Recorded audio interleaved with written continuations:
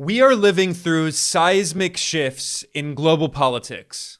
In the 1990s, the world was dominated by one major power, the United States, which could impose its will on most countries on Earth, largely because there was no more counterbalance to US dominance. The former Soviet Union was overthrown, and the US was the only game in town.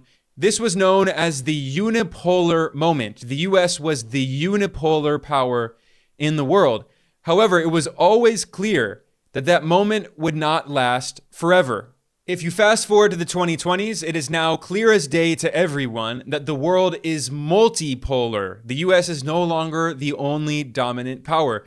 This is now so uncontroversial that the Munich Security Conference published a 2025 annual report titled Multipolarization. This report stated clearly that, quote, the world's multipolarization is a fact, end quote. However, it also made it clear that what this multipolar world will look like is not clear because the current international system shows elements of unipolarity, bipolarity with two powers, multipolarity, and non-polarity, in which multiple order models coexist, compete, or clash. And I think this point is very important because now everyone agrees that we're in a multipolar world, but a lot of people don't agree on what they mean by multipolar. And today I'm going to talk about how the definition used by the United States, specifically by the Donald Trump administration, is totally different from the idea of multipolarity advocated by many global South countries, especially by China. Because when China talks about multipolarity, they mean a world without imperialism and without hegemony, in which all countries have an equal voice in multilateral institutions and all governments are allowed to pursue their own independent path of development without foreign intervention. This is very different. This is the opposite of what the United States means by multipolarity. When US Secretary of State Marco Rubio talks about multipolarity, and I'll show clips of Marco Rubio later on in this analysis today, when Rubio and Donald Trump talk about multipolarity, what they mean is that now there are other great powers that challenge US dominance, and the US must reimpose its imperial sphere of influence on the Western Hemisphere. We do have near-peer adversaries. We didn't 25 years ago. The United States lived in a unipolar world where we were the only show in town. Now there are at least one unprecedented near-peer adversary. The Chinese Communist Party is a challenge to the United States, unlike greater even than what the Soviet Union was, because they are a commercial rival, a technological rival, a geopolitical rival, a diplomatic rival, and a commercial one. And in addition to all of that, they are also a military threat to the country as they continue to develop. They see the multipolar world as a world in which the US empire has its own sphere of influence. This is why the Trump administration is very aggressive in Latin America, threatening Mexico, threatening Panama, trying to take back the Panama Canal, threatening Colombia, threatening Venezuela and Cuba and Nicaragua. This is why Trump wants to colonize Greenland. This is why Trump is even threatening Canada and saying he wants to make it the 51st state. All of this is about imposing US hegemony in the Western Hemisphere. This is why the Trump administration is invoking the 200-year-old colonial Monroe Doctrine that says that the US empire controls Latin America, that it's the so-called backyard of the US empire. And what the Trump administration is saying is that China and Russia are not allowed to have relations with countries in Latin America or in the Western Hemisphere in general, because in their false view of multipolarity, they think a multipolar world means one of inter-imperialist rivalries in which the US is an empire competing with other empires. But many other governments don't share that same view. China has made it very clear that it does not want to create an empire and then challenge the US empire and have multiple empires in a multipolar world. When China talks about multipolarity, its definition means a world without imperialism and without hegemony. And this is a definition that is shared by many countries in the global South and in BRICS. So when South Africa and Brazil, when they talk about multipolarity, they mean a world without hegemony and without imperialism. Now, if you don't believe me, I'm going to read quotes from a speech that was given by China's foreign minister, Wang Yi, at the Munich Security Conference in February 2025. He said, "A multipolar world is not only a historical inevitability, it is also becoming a reality." But he asked, will multipolarity bring chaos, conflict, and confrontation? Does it mean domination by major countries and the strong bullying the weak? China's answer is we should work for an equal and orderly multipolar world, end quote. And then he said China's understanding of a multipolar world is one with equal treatment for all countries. He criticized the idea of rivalry between big powers, saying it has brought disaster to humanity. So this is the US view, the view of Trump and Marco Rubio. When they say multipolar, they mean rivalry between big powers. But China criticizes what it calls the colonial system and the core periphery structure. China said these unequal orders are bound to meet their demise. China said a multipolar world is one based on independence and autonomy with greater democracy in international relations. So China is saying that international institutions should not simply be dominated by a small handful of great powers. This is why China has called for making international institutions like the United Nations more representative, having a greater participation of global South countries. As China's foreign minister Wang Yi put it, quote, "Equal rights, equal opportunities, and equal rules should become the basic principles of a multipolar world," end quote. He added, quote, "China advocates equality among all countries regardless of size and calls for increasing the representation and say of developing countries in the international system," end quote. This is the total opposite of what Donald Trump and Marco Rubio mean. Trump wants to colonize the Panama Canal. He wants to colonize Greenland. He wants to invade Mexico, to impose control on Mexico. He's talking about making Canada the 51st state. Trump's view of multipolarity is inter-imperialist rivalry. China's view of multipolarity is a world without imperialism and without hegemony. This viewpoint is very clear if you listen to an interview that Trump Secretary of State Marco Rubio did in January with the conservative talk show host Megyn Kelly. Now, I need to stress that Marco Rubio is a neoconservative. He is the king of the neocons. He has strongly supported every single U.S. war. But in this interview, Marco Rubio acknowledged that we're in a multipolar world. And some people took those comments out of context and claimed that Marco Rubio is moving away from neoconservatism because he recognizes that the US is no longer the only dominant power in the world. But that completely misunderstands what Marco Rubio is saying. Rubio does not mean multipolarity in the way that China means it. Rubio means that we're going back to a world of inter-imperialist rivalry, and the US can no longer control the entire world. So instead, Rubio argues that the US empire should maintain control over its imperial sphere of influence, which is the Western Hemisphere, and especially Latin America. So listen closely here to Marco Rubio's comments acknowledging that we're in a multipolar world. You'll see that immediately after, he fearmongers about China, Russia, Iran, and North Korea. So it's not normal for the world to simply have a unipolar power. That was an anomaly. It was the product of the end of the Cold War. But eventually you were going to reach back to a point where you had a multipolar world, great powers in different parts of the planet. We face that now with China and to some extent, Russia. And then you have rogue states like Iran and North Korea you have to deal with. If you listen to the rest of the interview that Rubio did, and don't just take that one comment about the multipolar world out of context, you can see that Rubio spent most of the interview fear-mongering about China. He mentioned the words China or Chinese 65 times in this interview, constantly fear-mongering and saying that the US empire must challenge Chinese influence all around the world, but especially in the Western Hemisphere. And when he was asked about Greenland, Donald Trump wants to colonize Greenland.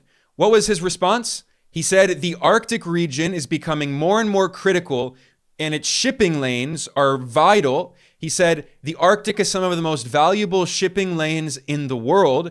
And as ice is melting due to climate change being exacerbated by Trump's drill baby drill policies, he's saying that there's going to be more and more possibilities to navigate the Arctic, this area, and the U.S. needs to turn Greenland into a giant base, a U.S. military base. They already have one there, but to expand it to prevent China from accessing the Arctic. That's what he said in the interview. This is his view of multipolarity, that the U.S. needs to prevent China from getting access to the Arctic and the Western Hemisphere. This is not a multipolarity of anti-imperialism, which is what China and the global South means when they talk about multipolarity. This is a pro-imperialist view of multipolarity. Here's another example. Listen to this clip in the same interview with Megyn Kelly, in which Rubio complains that China wants to be the most powerful country and the U.S. must stop China. And, China wants to be the most powerful country in the world, and they want to do so at our expense.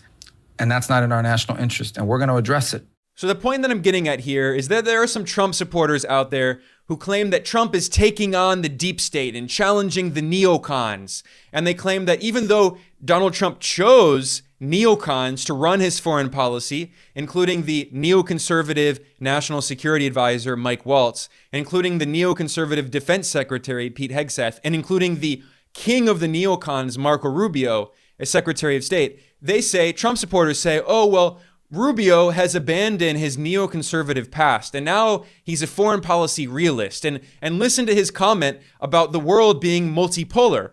But they took that one comment out of context and ignored the rest of the interview, in which he fearmongered about China 65 times in one interview. So Marco Rubio has not changed his neoconservative worldview. Some neoconservatives like Rubio have rebranded themselves as pro-Trump Republicans and nationalists, but they still have the same worldview, which is that the U.S. empire should impose its dominance to maximize the power of the U.S. empire. I mean, Trump himself said that in his inauguration speech. He said, we're going to expand the power of the U.S. empire and expand the territory of the United States. And he even invoked the colonialist idea of manifest destiny, which is blatantly imperialist. And above all, China is operating the Panama Canal, and we didn't give it to China. We gave it to Panama, and we're taking it back. The United States will once again consider itself a growing nation, one that increases our wealth, expands our territory, builds our cities, raises our expectations, and carries our flag into new and beautiful horizons. And we will pursue our manifest destiny into the stars. This is why Trump is basically saying he doesn't care about Ukraine, because essentially his worldview is that Eastern Europe is not part of the U.S. imperial sphere of influence. Trump and Marco Rubio see the world like 19th century colonialists, that every great power has an imperial sphere of influence, and they think that China is just as imperialist as the United States, even though it's not at all. The Chinese system is completely different than the U.S. system. China has a socialist system based on cooperation internationally, what they refer to as win-win cooperation and mutually beneficial development.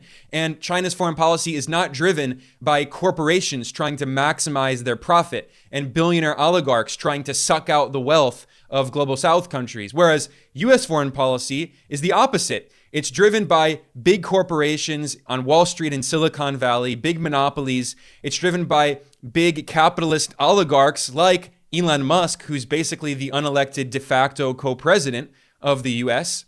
And U.S. foreign policy is the opposite of the win-win cooperation advocated by China. U.S. foreign policy is a zero-sum game. Trump's worldview is that the U.S. must win and everyone else must lose. U.S. corporations must maximize their profits and exploit the rest of the world. These ideologies, these systems are complete opposites. China's socialist system and the U.S. capitalist system are opposites, and that's why it's no surprise that Chinese foreign policy and U.S. foreign policy are opposites. And it's also why it's no surprise that when China talks about a multipolar world and the U.S. talks about a multipolar world, they are opposites. Now, I have closely followed the speeches that Marco Rubio has been giving for years, and it is simply not true that Rubio has abandoned his neoconservative views. He's using many of the same talking points today in 2025 that he has been using for years. As an example, I want to play some clips of a Senate hearing that Marco Rubio participated in back in 2022, before he was in the Trump administration. This is back in the Biden administration. This was a Senate hearing fear-mongering about China's growing global influence. And in this committee hearing, for which Marco Rubio was the vice chairman, he complained that China is trying to displace the U.S. as the world's most powerful country. We often talk about China's plans and intentions behind closed doors, but the fact of the matter is that their ultimate goal and what they're trying to do is really not that big a secret. They seek to displace the United States and to become the world's most dominant economic, industrial, technical, and military and geopolitical power. That's their goal. Then in this 2022 Senate hearing, Rubio complained that the U.S. thought that it could change China's system and force China to become more like the United States. They wanted China to adopt capitalism and to adopt a U.S. style of bourgeois so-called democracy in which rich people can buy elections by funding the campaigns of politicians from all parties. But Rubio complained that China did not become like the U.S. and still maintains its own unique socialist system, which he's furious about. In this country for a long time, had this hope for the better part of 20 years, this consensus really, that once the Chinese Communist Party in that country became rich, it would become more like us. Well, obviously that's not materialized. Then Rubio complained that the rise of China is the largest challenge ever faced by the United States.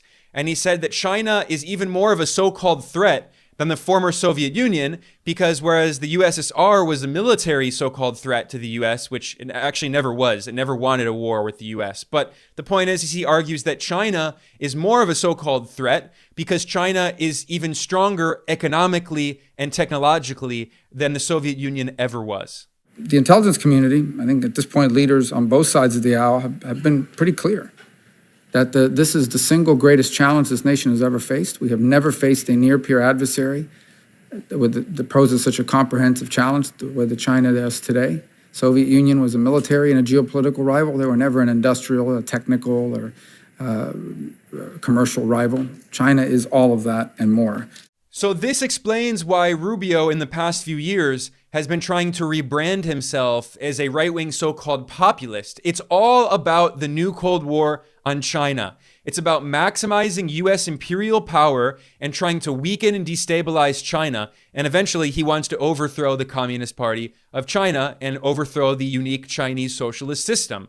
And in this Senate hearing, he made it clear why Rubio has been advocating for protectionist economic policies and a return to industrial policy in the U.S. because he's concerned that the U.S. has become dependent on a global supply chain in which China plays a key role, that the U.S. has deindustrialized due to the neoliberal free market policies in the 80s, 90s, and 2000s that led to the financialization and deindustrialization of the U.S. economy, while China became the world's industrial superpower. Rubio is saying that we have to reindustrialize, we have to abandon free trade and become protectionist in order to weaken China, because the U.S. cannot be dependent on China. This is not about the working class. He doesn't care about the working class at all. He's always been a right-wing Republican funded by billionaires and big corporations. All of this is about containing China,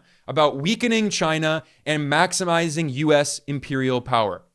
And so they know that once we are dependent on them, our manufacturing base, our supply chains, critical minerals, and not to mention dangling the promise of access to their massive market, well, then our options will be limited and their leverage will be extraordinary. If we think having supply chain disruptions as a result of a pandemic shutting down some factories has been bad for our economy, imagine it being shut down deliberately as leverage against us in a time of future conflict, because that's what we can expect to see, and it leaves us vulnerable into something we need to begin to address.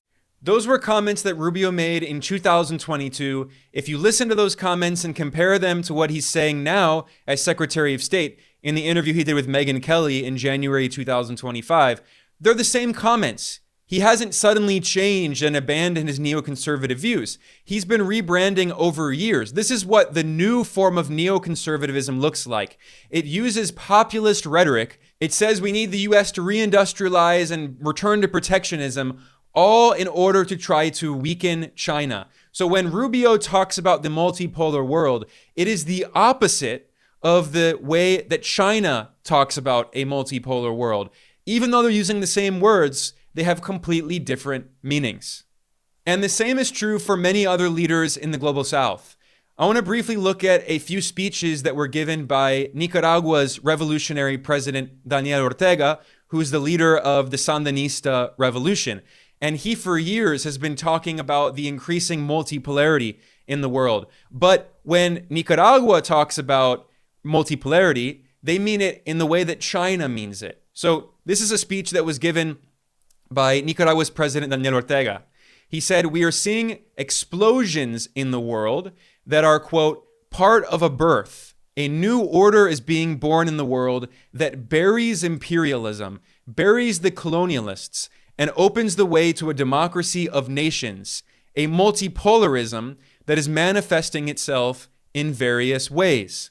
We see the initiatives emerging in different spaces, and on the other hand, we see North American imperialism trying to maintain its hegemony at all costs, even at the risk of sinking its own economy," end quote. He's referring to the move back toward tariffs and sanctions and how that can backfire and boomerang on the US economy. But here you can see that when Nicaragua, when the Sandinistas talk about multipolarity, they mean it in the Chinese sense of a world beyond imperialism, beyond hegemony, whereas Marco Rubio and Trump mean a world in which the US is not the only imperial power, but has to compete with other great powers.